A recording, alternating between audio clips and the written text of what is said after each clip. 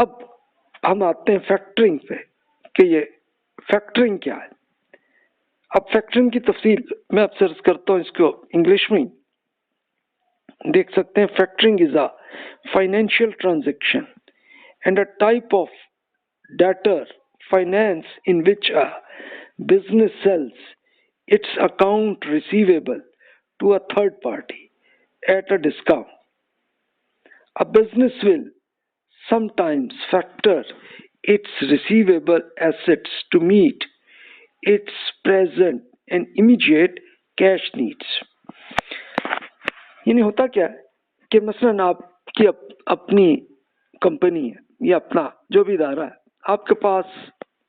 بہت سارے ریسیویبل ہیں، اپنے لوگوں سے لینے ہیں پیسے بھی. اچھا ہوتا کیا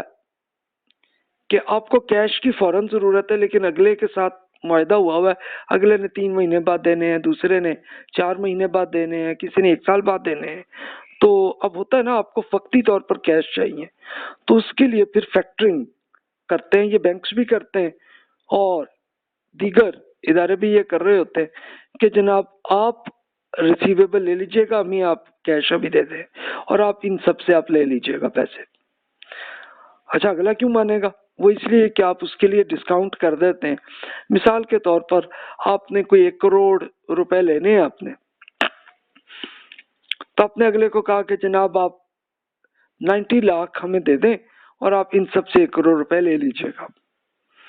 اگلا اگر مان جائے تو وہ اس کے لیے پھر فقہا کہتے ہیں جناب فیکٹرنگ میں کوئی قباحت نہیں ہے، یہ جائز ہے، لیکن اس میں کوئی سود یا جوا فراڈ یا کوئی اور انیتھیکل حرکت نہ ہو تو پھر ٹھیک ہے. بعض فقہا کہتے ہیں کہ نہیں جناب فیکٹرنگ میں بھی تو سود ہوتا ہے، اس لیے یہ جائز نہیں. کبھی ایسے بھی ہوتا ہے فیکٹرنگ کمپنی یعنی ایک باقاعدہ کوئی کمپنی بنا لیتے ہیں لوگوں کو کیش دے کے اور پھر لوگوں سے لیتے ہیں، تو وہ پھر ایک باقاعدہ بدماش جو ہے وہ ہائر کر لیتے ہیں، وہ جا کے لوگوں سے رقم یا ان کے مختلف ایسٹ چھین لیتے ہیں. تو یہ انیتھیکل حرکت ہے نا، اس میں آپ نہ کریں. اچھا یہ آپ نے سنے ہوں گے کہ کئی بینکوں نے بھی یہ کیا ہوتا ہے کہ جو ریسیویبل اگر نہیں مل رہے ہوں تو وہ کوئی بدماش رکھ لیتے ہیں اور بدماش سے نہ جا کے اگلوں کو مار پیٹ کے گالیاں کر کے اور ان سے پیسے لے لیتے ہیں، یا اور کچھ نہیں تو اگلے کا کوئی گاڑی چھین کے لے جاتے ہیں اور کچھ کر لیتے ہیں. تو یہ سب انیتھیکل حرکتیں ہیں، تو یہ نہ کریں. اگر اس شخص نے رقم دینی یا نہیں دے رہا تو پھر عدالت کے ذریعے کریں نا ایسا معاملہ،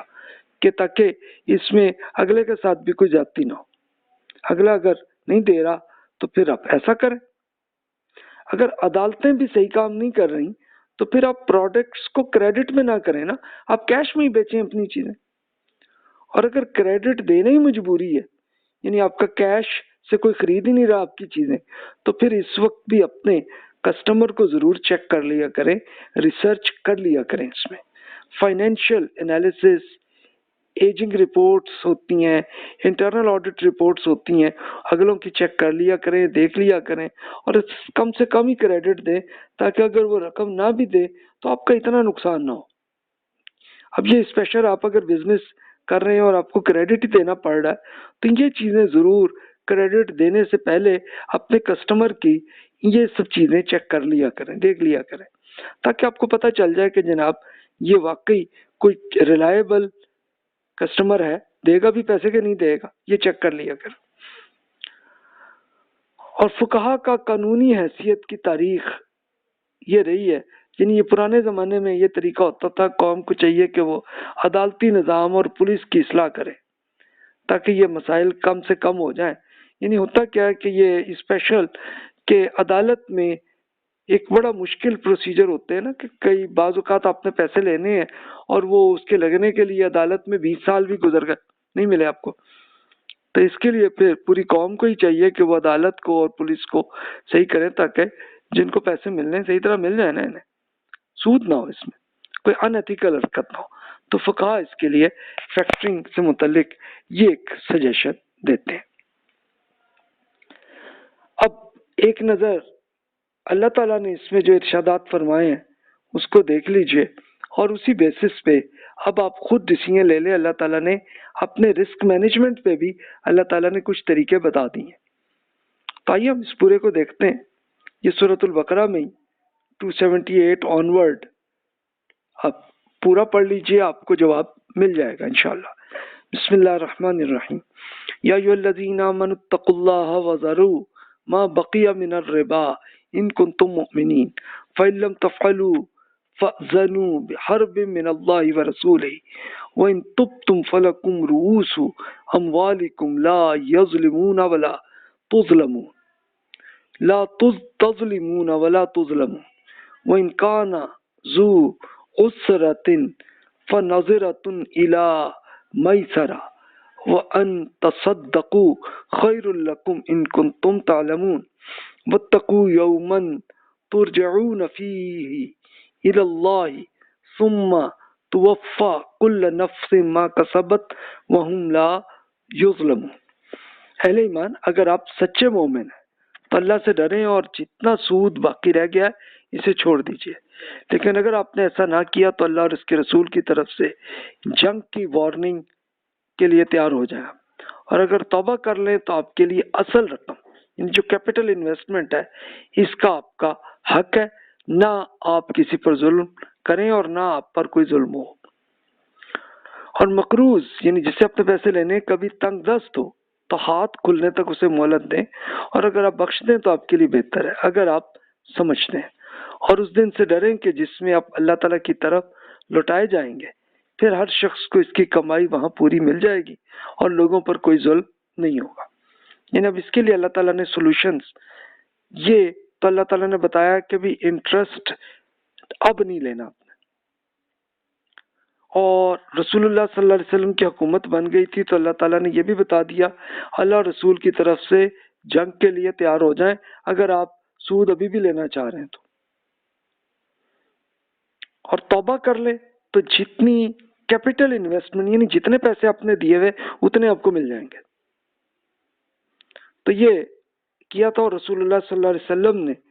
اپنے حج پہ یہ باقاعدہ تفصیل سے فرما دیا تھا، اور سب لوگ جو بھی مان لائے تھے سب مان گئے تھے، تو معاملہ ختم ہو گیا، اس لیے ایشو ہی نہیں ہوا وہاں پہ، لیکن اب ہوتا ہے ہمارے۔ اچھا، پھر یہ فرمایا کہ بھی اب آپ نے کریڈٹ دیا ہوا ہے کسی کو، اب لینے ہیں پیسے، اور آپ کو یہ کنفرم ہو جائے کہ بھی اگلا تنگ دست ہے، پرابلمز میں ہے، فائنینشیل پرابلمز میں ہے، تو بھی اسے مہلت دے دیں اور نہ ہی آپ لے لیں، چھوڑ دیں معاملات کو تو بہتر ہے، اور اللہ تعالیٰ آپ کو گارنٹی دے رہا ہے کہ آپ کو سارا فائدہ آپ کو مل جائے گا،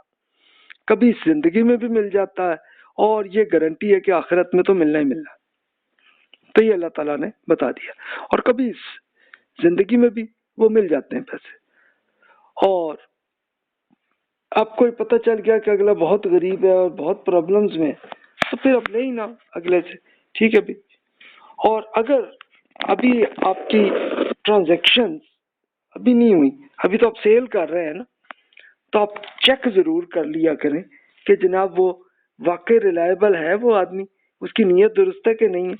تو آئیے اس کے لیے پھر اللہ تعالیٰ نے اگلی آیت میں پورا اس کا ایک پروسیجر ارشاد فرمایا ہے، اس کا میں ترجمہ ہی عرض کر دیتا ہوں آپ کے سامنے۔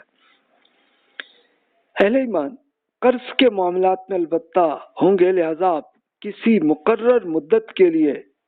ادھار کوئی کریڈٹ کا لین دین کریں تو یہ لکھ لیا کریں۔ اب کیا لکھیں؟ چاہیے کہ اس کو آپ کے درمیان کوئی قانونی ڈاکومنٹس لکھنے والا عدل کے ساتھ لکھے، اور جسے لکھنا آتا ہو تو وہ لکھنے سے انکار نہ کرے، بلکہ جس طرح اللہ نے اسے سکھایا وہ بھی اسی طرح لکھ لے، اور یہ دستاویز اسے لکھوانی چاہیے جس پر حق عائد ہوتی ہے، اور وہ اللہ اپنے رب سے ڈرے اور اس میں کوئی کمی نہ کرے۔ پھر اگر وہ شخص جس پر حق عائد ہوتا ہے نادان یا ضعیف ہو یا لکھوا نہ سکتا ہو تو اس کے ولی کو چاہیے کہ وہ انصاف کے ساتھ لکھوا دے، اور آپ اس پر اپنے مردوں اور 2 آدمیوں کی گواہی بھی کر لیا کریں، لیکن 2 مرد نہ ہو اور 1 مرد، اور پھر 2 خواتین بھی ہوں تو آپ کے پسندیدہ گواہوں میں سے جو ہوں، تو پھر 2 خواتین اس لیے کہ اگر ایک الجھے گی بھی تو دوسری یاد دلا دے گی، تو اس لیے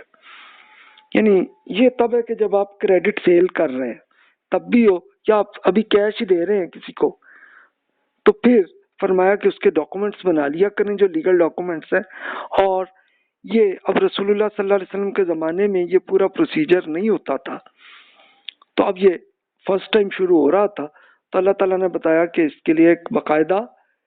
ڈاکومنٹ جو لکھ رہا ہے وہ صحیح طرح لکھ دے، اس میں کوئی فراڈ نہ کرے، کوئی اماؤنٹ کوئی آگے پیچھے نہ وہ لگا دے، صحیح طرح کرے اور اس کے گواہ بھی بن جائے. اور اسی طرح جو دینے والا جو ہے وہ اگر نادان ہے یا ضعیف ہے کوئی ہے تو پھر اس کا کوئی ولی کا مطلب کہ ان کا فیملی کے جو بھی ان کا اوتھینٹک ریلائبل آدمی جو ہے وہ پھر یہ پورے ڈاکومنٹس بنوائے تاکہ آپس میں لڑائی جھگڑے نہ ہونا، مقصد یہ ہے. اور یہ بتایا کہ پھر گواہ بھی بنا دیں. اچھا وہ 2 مرد منیمم ہو اور 2 مرد نہیں مل رہے آپ کو تو ایک ہی مرد مل رہا ہے تو پھر 2 خواتین بھی ہوں. اچھا یہ خواتین کا اس لیے رکھا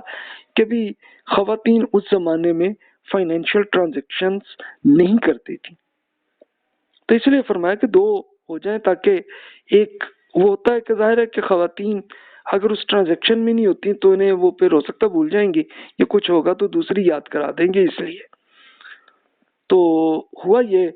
اب ہمارے ہاں کی خواتین وہ فائنینشلی اچھی طرح سمجھنے والی ہیں سب معاملات کو، تو ٹھیک ہے، لیکن زیادہ اچھا اللہ تعالیٰ کا جو حکم ہے اس پہ ابھی تک عمل کر رہے ہیں ویسے. پھر اسی آیت میں مزید فرمایا اور طریقے بھی بتائے گئے کہ یہ گواہ جب بلائے جائے انہیں عدالت بلائے تو انہیں انکار نہیں کرنا چاہیے، معاملہ چھوٹا ہو یا بڑا اس کے وعدے تک اسے لکھنے میں سستی نہ کریں. اللہ کے نزدیک یہ طریقہ زیادہ مبنی بر انصاف ہے، گواہی کو زیادہ درست رکھنے والا ہے اور اس سے تمہارے شبوں میں پڑنے کا امکان کم ہو جاتا ہے. ہاں اگر لین دین روبرو ہو یعنی کیش ٹرانزیکشن ہو اور دستگردہ یعنی آمنے سامنے کی نوعیت ہو رہی ہے تو اس کے لیے پھر لکھنے میں آپ پہ کوئی حرج نہیں ہے، اگر نہ لکھیں تو کوئی حرج نہیں. ٹرانزیکشن کرتے وقت بھی گواہ بنا لیا کریں، یعنی کیش ٹرانزیکشن پہ بھی کوئی نہ کوئی گواہ بنا لیا کرے تاکہ کنفرم ہو. یعنی اگر بعد میں وہ اگلا واپس کرنے آئے چیز کہ نہیں جی مجھے نہیں چاہیے تو چلو یہ کنفرم آپ نہیں دی ہے نا، بس ٹھیک ہے. پھر متنبع رہیں کہ لکھنے والے اور گواہی دینے والے کو کوئی نقصان نہ پہنچایا جائے، اور اگر ایسا کریں گے تو یہ وہ گناہ ہے جو تمہارے ساتھ چپک کر رہ جائے گا. اور اللہ تعالیٰ سے ڈرتے رہیے اور اس بات کو سمجھ لیجئے کہ اللہ تعالیٰ آپ کو تعلیم دے رہا ہے اور اللہ ہر چیز سے واقف ہے. یعنی اگر لکھنے والا یا یہ جو گواہ ہے اس سب پہ کوئی بھی آدمی کوئی نقصان اگر دے گا تو پھر اس کے لیے پھر ایسا گناہ چپکے گا کہ پھر اس کا مطلب ہے کہ جہنم میں پوری اگلے کو مصیبت پڑ جائے گی پھر. اور کبھی اللہ تعالیٰ اس زندگی میں بھی کر دیتا ہے اور آخرت میں تو کنفرم کرنا ہی کرنا ہے. تو یہ اللہ تعالیٰ نے بتا دیا. اب آپ کے ذہن میں سوال یہ آئے گا کہ جناب یہ ڈاکومنٹ بھی بنا دیے، گواہ بھی بنا دیے، لیکن لیٹ سپوز کہ وہی عدالت کا پروسیجر بہت مشکل وہ ہوا ہے، یا مثال کے طور پر ایک ایسے کنٹری میں آپ رہ رہے ہیں کہ جہاں پہ دہشت گردی زیادہ ہوتی ہے اور وہ پھر گواہ جو ہے وہ بھی نہیں ملتے اور وہ معاملہ ہے، تو پھر وہی ہے کہ جناب پھر آپ کریڈٹ ٹرانزیکشن کریں ہی نا، کیش ٹرانزیکشن کریں. اس کے لیے میں نے یہ خود کیس دیکھا ہے کہ کئی کمپنیز افغانستان میں سیل آؤٹ کر رہی تھیں تو انہوں نے اپنی پروڈکٹس کی بڑی ڈیمانڈ تھی افغانستان میں، تو وہ دیتے تھے اپنی پروڈکٹس لیکن ایڈوانس میں کیش لے لیتے تھے لے کے، اور پھر وہاں کے کچھ بڑے اچھے سردار اور ان کو سیل آؤٹ کرتے تھے. سردار جو ہے وہ پھر انہوں نے جو سیل آؤٹ کرنا ہے وہ ایزیلی کیش لے لیتے ہوں گے، ان کے لیے کوئی ایشو نہیں تھا. تو اس طرح سے کریں پھر معاملات کو کہ پھر کریڈٹ ٹرانزیکشن نہ ہی کریں کہ اگر آپ کو یقین ہی نہیں ہے کہ پیسے نہیں آئیں گے. پھر اللہ تعالیٰ نے مزید ارشاد فرمایا کہ اگر آپ سفر میں اور آپ کو کوئی لکھنے والا نہ ملے تو پھر قرض کا معاملہ کوئی پلیج جس کو رہن کہتے ہیں قبضہ کرانے کی صورت میں بھی ہو سکتا ہے. پھر اگر دوسرے پر بھروسے کی صورت نکل آئے تو اس کے پاس یہ رہن کی جو چیز ہے امانت کے طور پر رکھی گئی ہے تو یہ واپس کر دیں. اور اللہ تعالیٰ سے ڈرتے رہیے اور اس معاملے میں گواہی کروا لیں और गवाही जिस सूरत में भी हो इसको हरगिज ना छुपाए। यानी गवाह पे भी ये हुक्म आया कि वो छुपाए नहीं है। और याद रखें कि जो इसे छुपाएगा इसका दिल गुनाहगार होगा। और याद रखिए कि जो कुछ आप करते हैं अल्लाह इसे जानता है। यानी ये प्लेज की भी इजाजत दे दी। यानी प्लेज क्या होती है? यानी आप अगर क्रेडिट पे आपको देना है किसी को तो प्लेज के तौर पर आप अगले की कोई चीज ले लेते हैं। मिसाल के तौर पर अगले से उसके घर की डॉक्यूमेंट्स ले लिए आपने, तो अल्लाह ताला ने ये फरमाया कि जैसे ही आप पे ये भरोसा आ जाए अगले पे तो फिर आप दे दें वापस, आप बीच में यूज ना करें। और इसमें यह भी है कि भी आप उस प्लेज के जरिए कोई फायदा ना अपना उठाएं। यानी फायदा उठाएंगे तो फिर तो वो सूद हो जाएगा। मिसाल के तौर पर अगले को कोई क्रेडिट देना है, उसने कहा जनाब आप प्लीज ये मिसाल के तौर पर ये मेरी गाड़ी आप रख लें और आप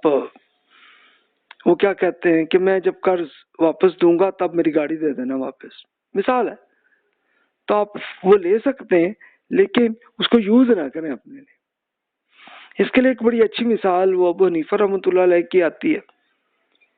कि एक मौके पे उन्होंने किसी को क्रेडिट दिया हुआ था,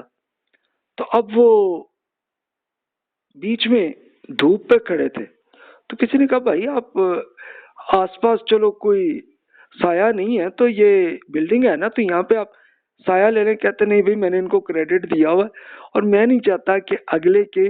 प्लेज से मैं फायदा लूं, ये तो सूद हो जाएगा, मैं नहीं करता, मैं उसकी वजह धूप में खड़ा होना बेहतर है। तो देखिए कि इस तरह की एथिकल तरीके से उन्होंने ऐसे अमल किया। अब आइए अगला क्वेश्चन आता है रिस्क मैनेजमेंट में हैजिंग। अब ये हैजिंग क्या चीज है?